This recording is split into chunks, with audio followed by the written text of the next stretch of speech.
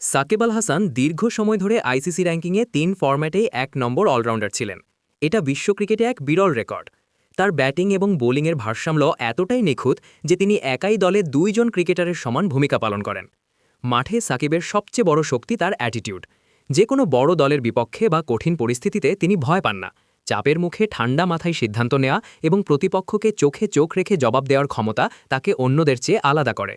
২০১৯ বিশ্বকাপে ৬০৬ রান এবং ১১টি উইকেট নিয়ে তিনি যা করে দেখিয়েছেন তা ক্রিকেট ইতিহাসে অবিশ্বাস্য এক পারফরম্যান্স। গত ১.৫ দশক ধরে বাংলাদেশের অধিকাংশ জয়ের পেছনে সাকিবের সরাসরি অবদান রয়েছে। সাকিবের ক্যারিয়ার যেমন সাফল্যের আলোয় উজ্জ্বল, তেমনি নানা সময় বিতর্কেও জড়িয়েছেন তিনি। আম্পায়ারের সিদ্ধান্তের প্রতিবাদ বা বিভিন্ন সময় নিয়ম ভাঙার কারণে তিনি নিষেধাজ্ঞার মুখেও পড়েছেন। তবে ভক্তদের মতে তিনি একজন হিউম্যান, যিনি ভুল করেন কিন্তু ফিরে আসেন আরও শক্তিশালী হয়ে।